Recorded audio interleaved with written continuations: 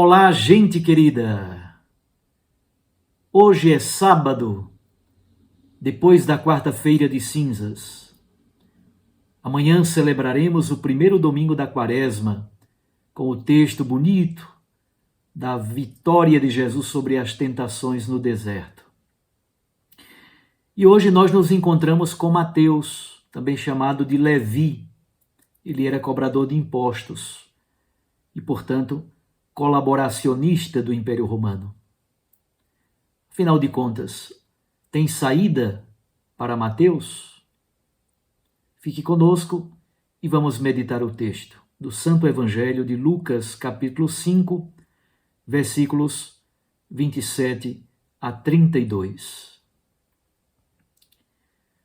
Obrigado por sua companhia aqui no nosso canal do YouTube, ou por meio da Rádio Maria, ou ainda por meio dos canais das plataformas de podcasts. Vamos ao texto. Naquele tempo, Jesus viu um cobrador de impostos, chamado Levi, sentado na coletoria. Jesus lhe disse: "Segue-me." Levi deixou tudo, levantou-se e o seguiu. Depois, Levi preparou em casa um grande banquete para Jesus. Estava aí grande número de cobradores de impostos e outras pessoas sentadas à mesa com eles.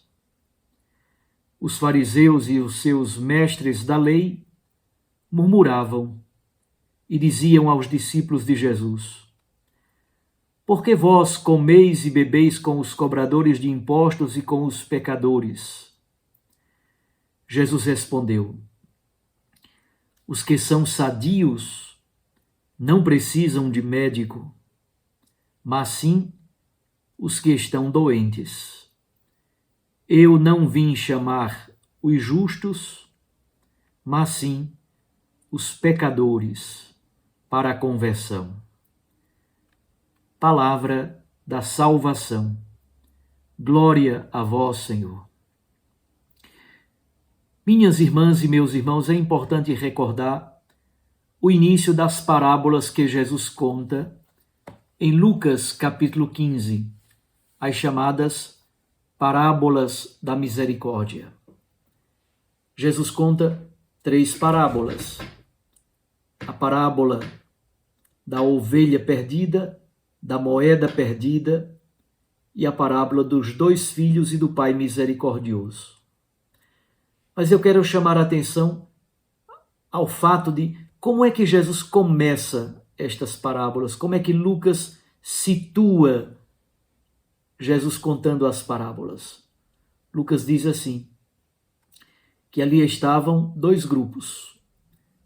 Os publicanos e os pecadores se aproximavam para escutar Jesus, enquanto que os doutores da lei do partido dos fariseus murmuravam. Percebam a dupla atitude. É importante, portanto, perceber a atitude. Enquanto os cobradores de impostos e os pecadores se aproximam para escutar Jesus, os mestres da lei e fariseus sempre murmuram, sempre estão de dedo em riste, prontos a acusar Jesus, a querer pegar Jesus numa cilada. Esse é o ponto fundamental. E aí no texto de hoje encontramos Levi ou Mateus. Ele está aí na mesa de cobrança de impostos em Cafarnaum. É colaboracionista com o Império Romano, colabora com esse sistema injusto que explora, que massacra, que oprime o povo hebreu e outros povos pelo mundo afora. O Papa Francisco escolheu o seu lema a partir dessa cena: a conversão, a vocação, o chamado de Mateus, o chamado de Levi. E é um quadro belíssimo de Caravaggio que está na igreja de São Luís dos Franceses, em Roma, pertinho da Praça Navona. O Papa se inspirou exatamente nesta cena. Mateus, ávido, avarento, ele recolhe o seu dinheiro e como que se agarra a esse dinheiro, mesmo não sendo seu. É dinheiro para repassar para o Império Romano, dinheiro dos impostos, mas sempre, sobretudo aqueles que são responsáveis, os chefes dos cobradores de impostos e aqueles que contratam os impostos de uma determinada cidade, por meio de leilão, estes de fato exploram e roubam e são muito desonestos. Mas também os cobradores que estão na ponta da rama, de algum modo, eles participam deste sistema pecaminoso. Mas Jesus, mesmo assim, o chama. Os critérios de Jesus são impressionantes. Não entram na nossa lógica humana, porque Jesus é Deus, é Filho de Deus, age com a lógica de Deus, e a lógica de Deus é o amor, é a misericórdia, é a compaixão. E o que Mateus faz em troca? Mateus oferece uma refeição a Jesus, como sinal de gratidão.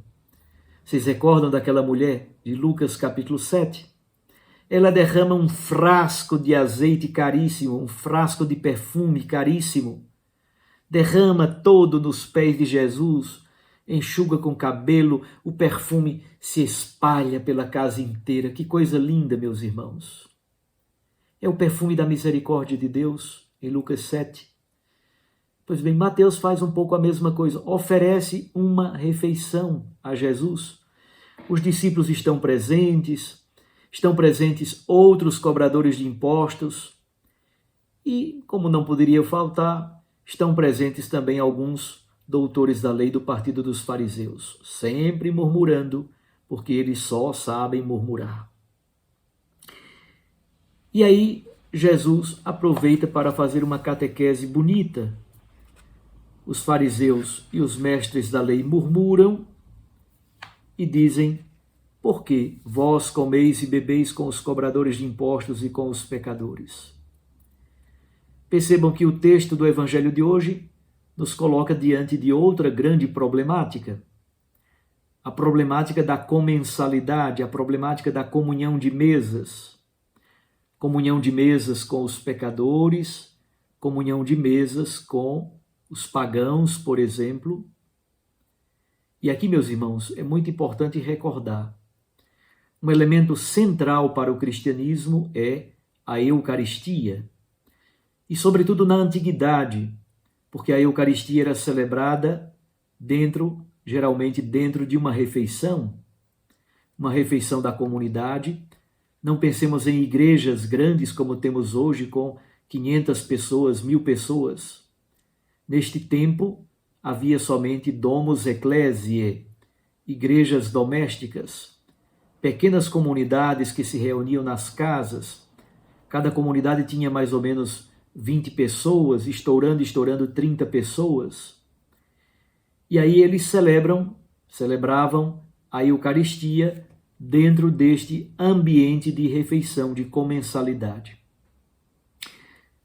A pergunta para muitos judeus foi: como sentar-se à mesma mesa com os pagãos, por exemplo, quando os pagãos foram admitidos ao cristianismo? Como um judeu sentar-se à mesma mesa com um pagão para comer o pão eucarístico, para comer juntos? Ou como celebrar uma refeição com pecadores públicos? Atenção aqui.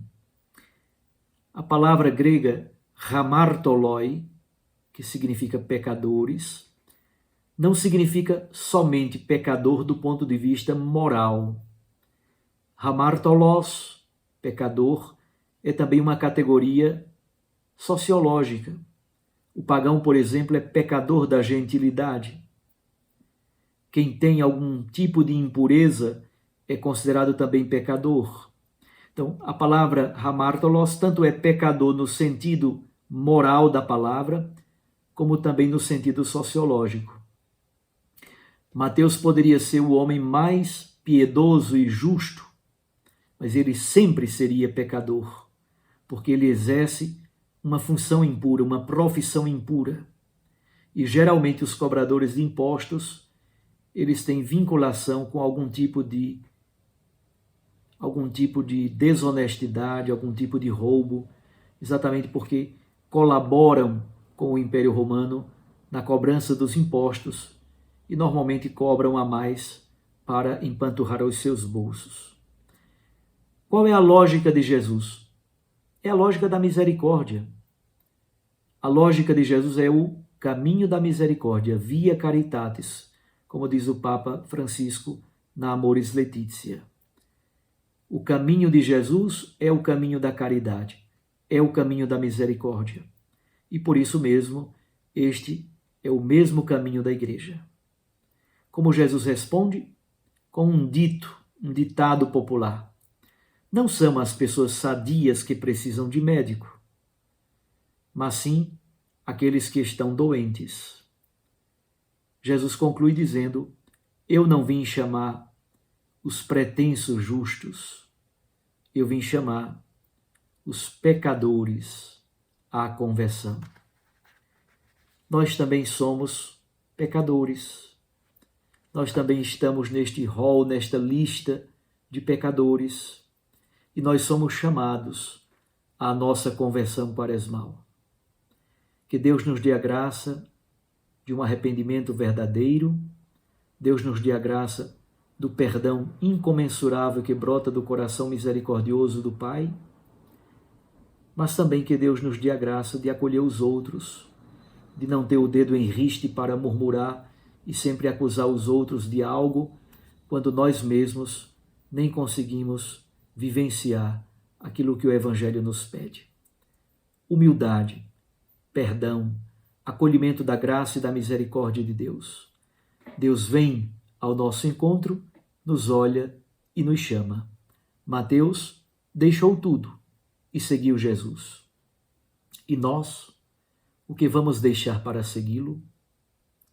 Do que precisamos nos desvencilhar? Do que precisamos nos converter? Um abraço a você. Fique com Deus e sua Mãe Maria Santíssima. Eu os abençoo em nome do Pai, do Filho e do Espírito Santo. Amém.